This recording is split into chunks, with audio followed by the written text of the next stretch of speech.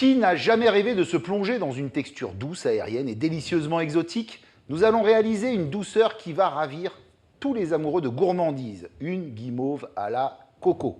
Allez, je vous montre tout. On va commencer notre recette en fin de compte par réaliser un sucre cuit. Oui, parce qu'on va faire une meringue, c'est la base de notre guimauve. Donc pour ce, il me faut une casserole, du sucre, voilà, et de l'eau.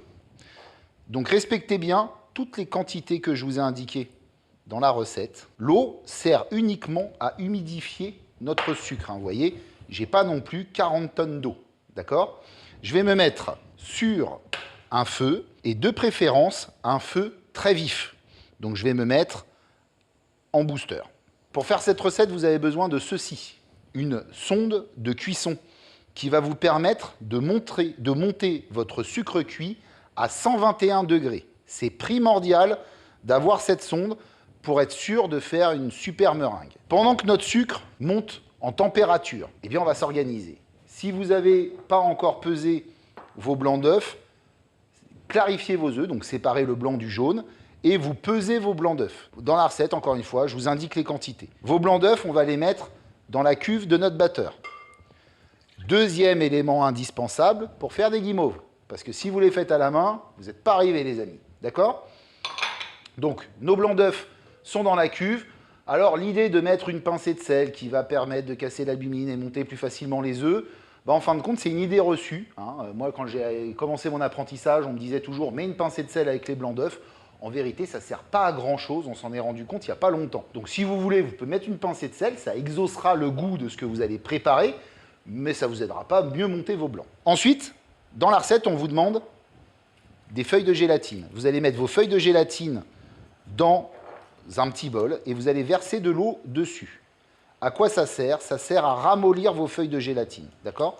Donc on les immerge bien dans l'eau et surtout, on attend qu'elles soient bien molles pour les utiliser. C'est pour ça que moi je le fais en début de recette. Comme ça, elles ramollissent tranquillement et tout à l'heure, quand j'en aurai besoin, elles seront prêtes. D'accord? Donc je les aide à rester bien immergées dans l'eau. Ça, c'est important. Et je vérifie qu'elles sont bien séparées les unes des autres. Je les réserve sur le coin de mon poste de travail. Je regarde mon thermomètre. Je ne sais pas si vous le voyez à l'image, mais je suis à 110 degrés. Quand je vais être à 112, 115 degrés, je vais lancer mon batteur là-bas. Ce qui fera que mes blancs commenceront à être bien mousseux et blancs quand je vais pouvoir venir verser mon sucre cuit dessus. Donc là, je suis à 112 degrés. Je vais commencer à monter mes blancs ici. Et je vais passer ma plaque à 8 sur 10. Voilà, là je suis à 114. Mon but, hein, mon objectif final, ma target comme on dit, c'est d'arriver à 121. Hein. Je vais augmenter mon batteur. 119 degrés. Hop, je sors du feu parce que un sucre cuit, c'est comme, en fin de compte, une voiture lancée sur l'autoroute. Quand vous êtes à 120, vous pouvez sortir du feu, il va continuer à monter tranquillement à 121. Là, vous voyez, mes blancs sont bien mousseux. Je vais baisser la vitesse de rotation de mon batteur et je vais venir couler au filet mon sucre sur mes blancs, pas tout d'un coup.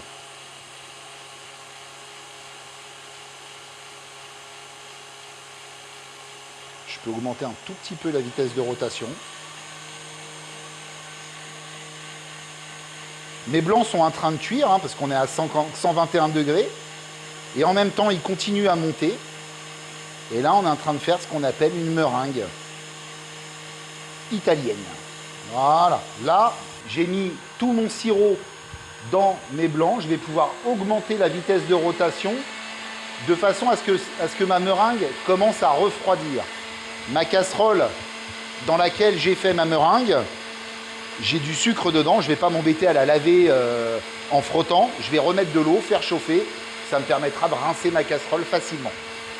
Alors, là, ce qui est important, c'est de toucher votre cuve. Là, vous voyez, ma cuve, je sens qu'elle est chaude, mais pas trop chaude. Vous voyez, ma main supporte la chaleur de ma cuve. Ça va être le moment d'intégrer ma gélatine. N'intégrez pas votre gélatine si la meringue est trop chaude. Pourquoi? Parce que vous allez annuler le pouvoir gélifiant de votre gélatine, d'accord? Donc là, on la presse bien pour enlever l'excédent d'eau. Voilà, hein, je veux vraiment pas d'eau, je veux que la gélatine. Je vais éteindre mon batteur et lever ma cuve, comme ceci. Et là, je viens intégrer ma gélatine et je referme mon batteur et je relance ma cuve. La chaleur fait fondre votre gélatine, elle va s'incorporer dans votre meringue tranquillement et c'est elle qui va donner votre texture, en fin de compte, guimauve à la fin. Hein, une guimauve, c'est ni plus ni moins qu'une meringue collée à la gélatine, d'accord? Alors si vous voulez une meringue plutôt aérienne, pas trop gélatineuse, bah, vous mettez un peu moins de feuilles. Si vous voulez une meringue beaucoup plus gélatineuse, beaucoup plus ferme, qui collera un petit peu moins, bah, vous mettez plus de feuilles de gélatine. On cuisine comme on aime, à vous de voir. Pendant que ma meringue continue à refroidir, ce que je vais faire, c'est que je vais saupoudrer 2 plaques de sucre glace, comme ceci.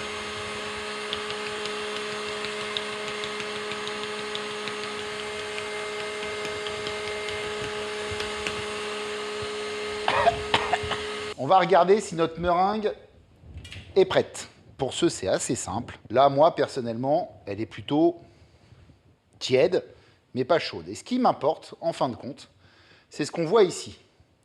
Alors, je ne sais pas si vous le voyez bien à l'image.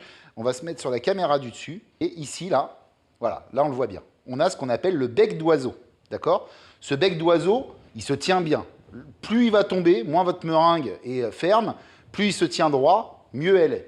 Pour mettre en poche notre meringue, il nous faut donc une poche et une douille. On prendra une douille unie avec un embout qui fait à peu près 1 cm.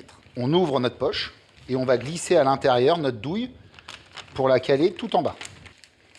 Alors le petit truc souvent, c'est que vous mettez votre douille au bout de votre poche et des fois elle se balade, elle se retourne. Donc pour éviter ça, moi ce que je fais, c'est que je pousse la poche dans la douille, vous voyez, ici, là, comme ça. Et ensuite, je mets ma poche sur un petit récipient et je vais pouvoir venir comme ça remplir ma poche. Et on va prendre notre meringue qu'on va venir mettre dans notre poche. Je relève ma poche délicatement. Voilà. Je vais libérer ma douille en bas, comme je vous avais dit. Hein. Je vais prendre un couteau, pousser ma douille au maximum dans ma poche vers l'embout. Et à l'aide d'un petit office, je vais faire le tour de ma douille, comme ceci, pour l'ouvrir. Donc je vais me prendre ma première plaque, et je vais me faire à peu près par plaque une dizaine de meringues, de guimauve maintenant. Donc je pose, je mets ma douille à peu près 1 cm de ma plaque, j'appuie, j'attends d'être à peu près à 10 cm, et après je monte avec, pour avoir des jolies meringues.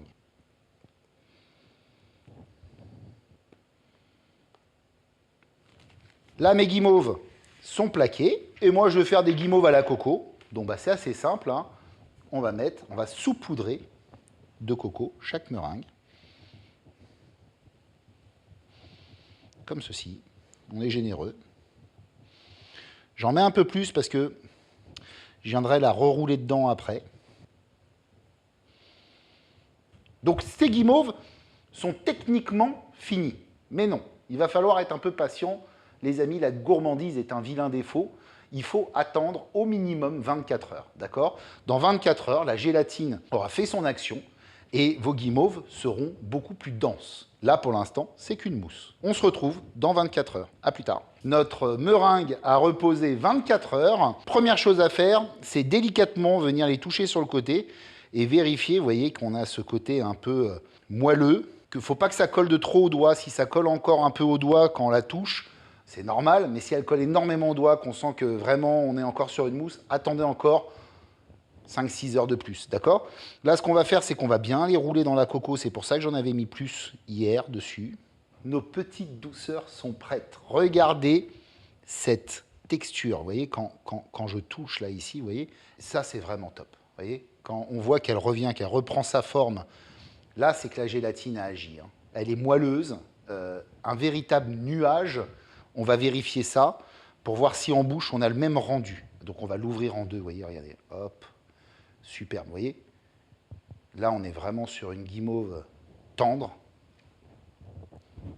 un véritable nuage en bouche. Petite touche de noix de coco râpée par-dessus, c'est le petit plus qui fait toute la différence. Ces guimauves sont parfaites pour être dégustées comme ça, offertes à vos proches ou même apporter une petite touche de fantaisie à vos desserts. Et maintenant, le moment que vous attendiez tous, eh bien, c'est à vous de jouer les amis. C'est comme ça que ça marche chez les Fous de Cuisine.